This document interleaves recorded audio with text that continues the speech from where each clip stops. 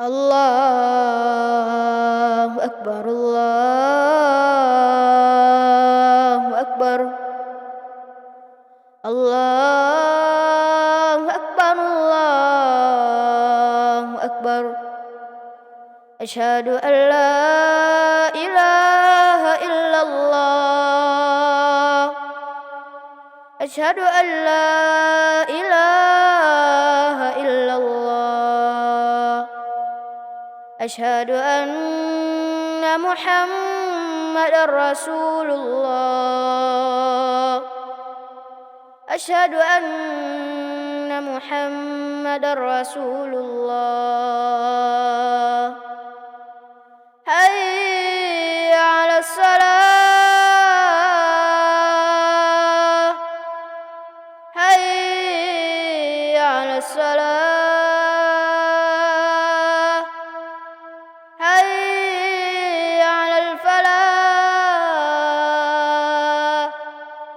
حي على الفلاح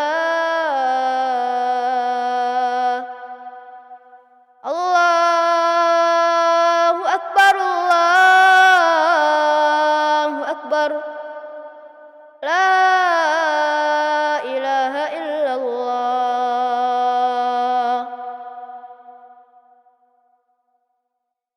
الحمد لله رب العالمين والعاقبة للمتقين ولا عدوان إلا على الظالمين والصلاة والسلام على أشرف الأنبياء وإمام المرسلين نبينا محمد صلى الله عليه وعلى آله وأصحابه أجمعين. أما بعد، فإن أصدق الحديث كتاب الله وخير الهدي هدي محمد صلى الله عليه وسلم وشر الأمور محدثاتها وكل محدثة بدعة وكل بدعة ضلالة. أيها المؤمنون عباد الله، أوصيكم وأوصي نفسي بتقوى الله تعالى وطاعته فلقد فاز المتقون، كما قال سبحانه وتعالى: إن للمتقين مفازا. أحبتي في الله، فقد ذكرنا الله سبحانه وتعالى وذكر لنا نبينا محمد صلى الله عليه وسلم توجيهات ربانية التي يرشدنا إلى اتباع الدين القويم. قال سبحانه وتعالى: واعتصموا بحبل الله جميعا ولا تفرقوا. وقال سبحانه وتعالى: يا أيها الذين آمنوا أطيعوا الله وأطيعوا الرسول وأولي الأمر منكم. فقد ذكر النبي صلى الله عليه وسلم في أحاديثه فقال: من أطاعني فقد أطاع الله، ومن أطاع الأمير فقد أطاعني. Ndugu zangu katika imani, baada ya utangulizi huo wa kumhimidi Allah subhanahu wa ta'ala na kumtakia ziada ya sala na amani mtume wetu Muhammadin sallallahu alayhi wasallam, tunayo furaha ya kukutana katika siku hii ya leo, siku ya Aljumaa, ambayo ni siku adhim. Ndugu katika imani, bila shaka tunaona ya kwamba siku hii ya Ijumaa, katika miongoni mwa umuhimu wake ni kule kubadilishana fikra, kupata maelekezo mbalimbali, ukumbusho mbalimbali ambao unaoweza kuwasaidia Waislamu hasatan na wasiokuwa Waislamu amma. katika hii miongozo itawanufaisha Waislamu kama ndio hususia kwao na wasiokuwa Waislamu pia, kwa sababu ujumbe huu ambao aliotumwa nao Mtume Muhammadin sallallahu alaihi wasallama ni nasikhatu, ndio umekuwa umefuta jumbe zote zilizokuwa zimetangulia. Hakuna mwongozo mwingine utakaokuwa uko kinyume na Qur'ani ukawa unafanyiwa kazi isipokuwa utakapokuwa umeafikiana na Qur'ani na wenyewe utakuwa unafanyiwa kazi. Msingi unatuongoza ya kwamba ash-shari'atu man kana qablana laysat shari'atuna illa shari'atu tuwafiqu shari'atuna fahuwa shari'atuna, sheria zilizokuwa kabla yetu sio sheria zetu, isipokuwa sheria zile ambazo zitaafikiana na sheria yetu, basi na hizo zitaingia katika sheria zetu. Ndugu zangu katika imani, bila ya kuendelea kutumia muda katika utangulizi, maudhui yetu itakuwa inazungumzia kuhusiana na almudhaharatu. Almudhaharatu hukmuhu wa atharuhu, kwa maana tutakuwa tunazungumzia, japo kwa ufupi tunajua muda tuliokuwa nao ni mchache, lakini muda huo huo tutazungumzia kuhusiana na maandamano, hukumu yake na athari zake, sababu tunaamini kwamba sisi Waislamu mwongozo wetu ukiwa ni Qur'ani na Sunna, na katika imani yetu ni kwamba Qur'ani na Sunna za Bwana Mtume Muhammadin sallallahu alaihi wasallam hazikuacha kitu chochote isipokuwa zimeelezea na kubainisha. Na pia vile vile tunaamini kwamba katika zile taarifu zetu za Uislamu kuna taarifu ambayo watu wanaitumia sana, wanasema kwamba Uislamu ni mfumo wa maisha ya mwanadamu ya kila siku. Kwa hiyo katika maisha hayo ndio tunakuja kukutana hata na vitu vinavyohusiana na hayo, ni sehemu ya maisha yetu. Kwa hiyo sasa, kwa Muislamu ni vizuri akaelewa, kwani Uislamu wenyewe umezungumzaje kuhusiana na kadhia hii, ili yeye ajue upande wake, kwa sababu kila kitu anachokuwa anakifanya ni sehemu ya dini yake. Dini yake inataka aishi kulingana na ilivyokuwa imemwelekeza.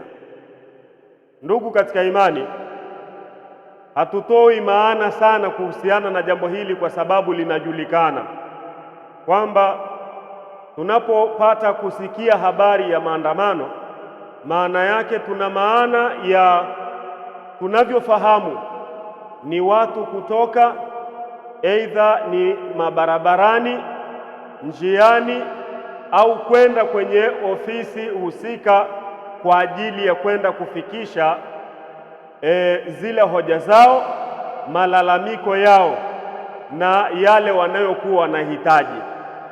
Yaani kiufupi inakuwa ni hivyo. Sasa Uislamu kwenye mazungumzo ya kudai zile haki na kwa nani unayeenda kuzidai zile haki, umeweza kutoa mwongozo na maelekezo, kwa maana ni jambo ambalo linalokuwa watu wanalalamikia juu ya jambo fulani, pengine wameshindwa kuipata ile haki kwa taratibu ambazo pengine walizotumia, wakaamua sasa ni afadhali watoke ili watu wajue kwamba hao wanadai madai hayo. Ndugu zangu katika imani, katika vitu ambavyo Uislamu ulivyokuja kuhimiza sana ni amani na utulivu, istiqrar baina nas, watu wapate ule utulivu. Utulivu fil anfusi wal amwal wasairul a'mal, utulivu huu upatikane katika nafsi, yani kwa watu, kwa mali na vitu vingine au na vitendo vingine. vitu vingine viweze kuwa katika hali ya utulivu. Hilo ni jambo ambalo kimsingi Uislamu umekuwa ukilizungumza na kuhimiza sana juu ya hilo, ndugu katika imani. Lakini mpaka watu wanafikia kutoka kwenda mabarabarani, pengine kunakuwa na madai yao ndiyo yanayowapelekea wao wafanye vile, na wanahisi kwamba hakuna utatuzi mwingine isipokuwa ni huo. Sasa Mtume Muhammad sallallahu alayhi wasallam anazungumza kwanza katika hadithi, maana yake kama kadhia itakuwa iko hivyo, anaeleza katika hadithi ya kwamba, hadithi ambayo ameisimulia Abu Huraira radhiyallahu anhu, ni hadithi ambayo ameitoa Imamu Bukhari katika sahihi yake. Anasema hivi: satakunu fitanun, kutakuja kuwa akhiru zamani na fitna, mitihani. Na mitihani hii haiwezi kuchagua ni kwenye kipi, lakini kimsingi kutakuja kuwa na fitna, kutakuwa na mitihani. Hata kama tukichukulia mfano wa hili, maana yake ni kwamba kutakuwa ni sehemu ya mtihani. Kuna watu madai yao hayakusikilizwa, ni sehemu ya mtihani. Kwa hiyo Mtume sallallahu alaihi wasallam anasema kwamba kutakuja kuwa na mitihani, kuna fitna. Katika hizi fitna, alqaidu fiha, mwenye kuwa amekaa kwa wakati huo fitna ambapo zipo, khairu min alqaimi, atakuwa huyu ni mbora zaidi kuliko yule aliyesimama. Yaani kama kuna mtu amekutwa na fitna ndio zimetokea, ye akawa amekaa, huyu atakuwa ni mbora zaidi kuliko huyu aliyesimama, kwa sababu aliyesimama anaweza akawa anaona mbali zaidi kuliko yule aliyekuwa amekaa. Vile vile akasema walqaimu khairun min almashi, na aliyekuwa amesimama atakuwa ni mbora kuliko yule anayetembea kwenda kwenye hizo fitna. Vile vile hakuishia hapo. Mtume sallallahu alaihi wasallam akasema walmashi fiha, na mwenye kutembea kwenda katika hizo fitna, anaenda aliyekuwa anatembea, khairun minas sa'i, huyo atakuwa ni mbora kuliko yule anayekimbia, anayezikimbilia. Kwa maana anayeenda atachelewa kufika, lakini anayekimbia atawahi kufika kwa haraka, kufika katika hizo fitna. Vile vile anasema waman yushrifu laha tashrifuhu, na yule mtu ambaye atakayejitokeza kwenda katika hizo fitna, na hizo fitna zitamtafuta, na yeye pia vile vile zitakuwa zinamtafuta, zitamkimbilia hali kadhalika, ataenda kwenda kukutana nazo. Sasa ushauri na nasaha, Mtume sallallahu alaihi wasallam anamalizia katika hiyo hadithi, anasema waman wajada maljaa, na mtu yoyote atakayepata sehemu ya kukimbilia akazikimbia hizo fitna, au maadhan, au sehemu ya kujikinga, falyastaidh bihi, ni akajikinga na hizo fitna asiende. Sasa tunaamini ya kwamba na haya maandamano ni sehemu ya fitna, na kwa ushauri wa Mtume sallallahu alaihi wasallam ndiyo kayazungumza hayo, na kuonyesha kwamba maandamano ni sehemu ya fitna. Zipo kauli za wanaozuoni Allah subhanahu wa ta'ala awarehemu, wameweza kuzungumza na kuweka wazi. Kwa mfano, kuna kauli ya Muhammad ibn Salih al-Uthaymeen rahimahullahu ta'ala, ilikuwa katika kipindi chake cha Liqaul Babil Maftuh, alikuwa akikiendesha kipindi hiki kwenye media. Akasema maneno yafuatayo: almudhaharatu kulluha sharrun, maandamano yote ni shari, maandamano yote yana shari. Sawaan adhina fiha alhakimu au lam ya'dhan, ni sawasawa ameyaruhusu kiongozi haya watu andamaneni au asiruhusu, lakini kimsingi ni kwamba jamii ya maandamano yote yanakuwa ni sehemu ya nini? Ya shari. Haya ni maneno ambayo amesema mwanachuoni ambaye mwanachuoni anafahamu zaidi kuliko sisi hapa tuliokuwemo yaliyoelekezwa katika Qur'ani na hadithi za Bwana Mtume Muhammadin sallallahu alaihi wasallam. Ndugu zangu katika imani, lakini hoja ya msingi ni kwamba je, sasa sisi hatuwezi kufikisha ujumbe wetu? Hatuwezi kufikisha zile kero zetu? Kwa sababu maandamano ni sehemu ya watu kwenda kuwasilisha madai yao na zile kero zao. Mtume sallallahu alaihi wasallam hakuacha kutoa maelekezo juu ya hili, na alijua kwamba kuna kujitokeza, kuna wakati kiongozi anaweza kuambiwa au anaweza akasikia na anaweza akaona, lakini asifanyie kazi kila alichokiona au alichokuwa amekisikia. Sasa kwa maana hiyo basi, huyu anahitaji nasaha. Akatoa maelekezo Mtume sallallahu alaihi wasallama, maelekezo yafuatayo kama ilivyokuwa katika Sahihi al-Jami' ya Imamu al-Albani. Anasema kwamba Mtume sallallahu alaihi wasallam amesema, man arada an yansaha lidhi sultanin, mtu yoyote anayetaka kutoa nasaha, ana jambo lake kwa kiongozi, fi amrin, katika jambo lolote lile ambalo anaona anahitaji kumfikishia kiongozi, fala yubidihi alania, asija akalidhihirisha waziwazi. Kama njia ya maandamano ni sehemu ya kwenda kufikisha ujumbe kwa kiongozi waziwazi, lakini liyakhudhu biyadihi, ni aushike mkono wake, faliyakhalu bihi, na akae naye faragha. Fa in qabila minhu fadhaka, ikiwa atalipokea hilo, basi hilo ni kwa ajili ya huyo aliyokuwa ametoa nasaha, atakuwa amelipwa kutokana na hilo, ameshafikisha ujumbe na ujumbe utakuwa umepokelewa. Wa illa, na kama haujapokelewa ujumbe na wewe umekaa naye faragha na ukamnong'oneza, qad adda alladhi alayhi lahu, hakika umemfikishia lile ambalo alitakiwa yeye alifuate. Kwa hiyo hilo sio jukumu lako, sasa umeshafikisha ujumbe wako na Allah subhanahu wa ta'ala atakulipa kwa hilo.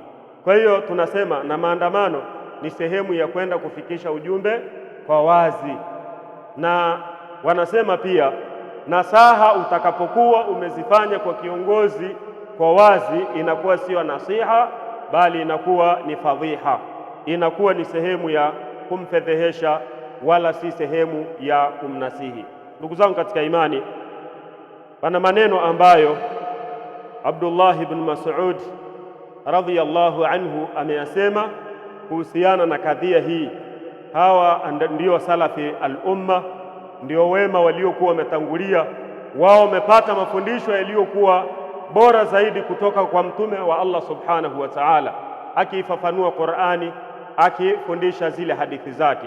Akasema maneno yafuatayo, na maneno haya yanaonyesha kwamba ni kama kiongozi atakuwa anaenda tofauti na vile ambavyo si tunaona kwamba itakuwa ni sawa.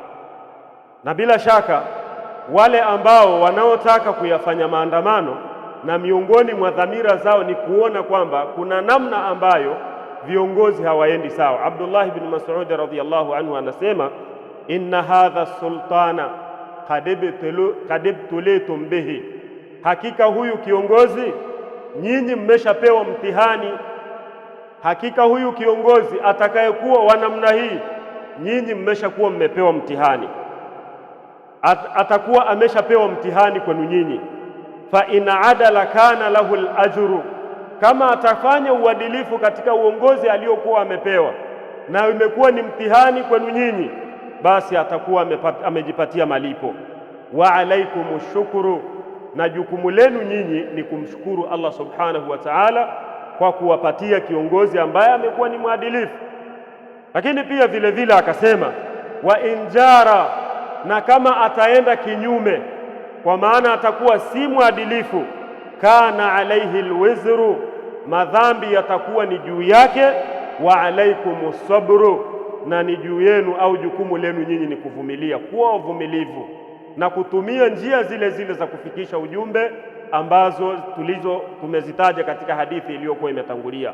Ndugu katika imani, hawa ni masahaba wa Mtume Muhammadin sallallahu alaihi wasallam, wanakuja kututolea tafsiri halisi ya namna ya kuamiliana na kiongozi pale atakapokuwa anakwenda katika mrengo ambao sisi tunaona si wa sawa. Kuna maelekezo yaliyokuwa yametolewa, lakini tunaona kwamba maelekezo haya yanaweza yasifuatwe kwa sababu mbalimbali ambazo zinazopelekea mpaka watu wakafikia hapo wanapokuwa wamefikia. Miongoni mwa hayo ni aljahalatu bidinillahi subhanahu wa ta'ala, ni kwa kuto kuijua dini ya Allah subhanahu wa ta'ala. La yatafakkahuna fil kitabi wala fi sunna, watu hawapati mafundisho ya fiqhi katika Qur'ani ya Allah subhanahu wa ta'ala wala katika mafundisho ya Bwana Mtume Muhammadin sallallahu alayhi wasallam. Ud'u Allah wa antum muqinuna bil ijaba wastaghfiruhu min kulli dhanbin innahu huwal ghafurur rahim wa huwal barrul karim. Alhamdulillah rabbil alamin wassalatu wassalamu ala rasulillahi sallallahu alayhi wa. Na katika maelekezo ambayo Mtume sallallahu alayhi wasallama amezungumzia kuhusiana na kadhia hii ni hadithi ya Ubadah ibn Samit radhiyallahu anhu ambayo ipo katika sahihi Bukhari na sahihi Muslim. Anasema da'ana Rasulullahi sallallahu alayhi wasallama fabayanahu, alitulingania sisi, alituita sisi Mtume sallallahu alayhi wasallama, tukampa bai'i, tukakubaliana naye kufuata Uislamu aliotulingania. Na katika zile ahadi alizochukua kwetu sisi, fakana fima akhadha alaina, ikawa katika ahadi tulizokubaliana sisi na yeye kuingia katika Uislamu, ambayana ala sam'i wa ta'a, ni sisi kuwa wasikivu na watiifu, fi manshatina wa makrahina, kipindi kile cha furaha na kipindi cha karaha, wa usrina wa yusrina, kipindi kigumu na kipindi chepesi, wa atharatan alaina, na hata kama itatokea kuna upendeleo. Lakini akasema wa alla nunazi'a al-amra ahlahu, lakini tusiende kuwaondolea watu mamlaka yao, tusiende kwenda kuwapindua. Ni katika vitu ambavyo Mtume sallallahu alayhi wasallama alivyokuwa ametuhusia, tusiende watu kwenda kuwanyang'anya mamlaka yao, vyeo vyao, madaraka yao. Qala, akasema Mtume sallallahu alayhi wasallam, illa an tarau kufran bawahan indakum min Allahi fihi burhan, isipokuwa pale mtakapokuwa mmeona sasa kiongozi analeta au anatangaza ukafiri kwa wazi wazi, na nyinyi kwa hilo mna hoja kutoka kwa Allahu tabaraka wa taala. Ndugu zangu katika imani, lakini kwa kumalizia maneno haya, tunaweza tukajikumbusha katika kisa cha Firaun pamoja na Musa alayhi salatu wassalam. Ni mtu aliyefikia kujiita kwamba yeye ni Mungu, akasema ana rabbukumul a'la, mimi ndio Mungu wenu aliyekuwa juu, mimi ndiye Mungu wenu aliyekuwa juu. Sasa amefikia hatua ya kwamba amefanya kufuru ya hali ya juu zaidi, mpaka kwenda kuchukua mamlaka ya Allah tabaraka wa taala. Lakini alipokuwa anatakiwa afanyiwa nasaha, Mtume Allahu tabaraka wa taala katika Qur'ani akasema faatiyahu, mwendeeni, faqula lahu qawlan layyinan, nendeni mkamwambie maneno laini, huenda yeye atatakasika kutokana na hilo. Kwa hiyo ni kumwendea, si kwenda hajasema kumu ila shawari'i, simameni, nendeni barabarani mkaandamane. Watu walimwendea Nabii Musa alayhi salatu wasalam na Haruna, walimwendea nyumbani kwake akiwa kwenye kasri yake, kwenye ikulu yake, na wakaomba wazungumze naye faragha, hata wale viongozi wengine wasijue ni kitu gani walichokuja nacho. Sasa sisi tunataka hili jambo tuende kulipeleka waziwazi. Kwa hiyo nasema kwa mjibu wa Waislamu ni kwamba sisi hilo kwetu si sehemu ya ibada. Sehemu hii si sehemu ya ibada, na wala sehemu hii siyo sehemu ya mafundisho yetu. Mafundisho yetu hayatutaki tuwe hivyo.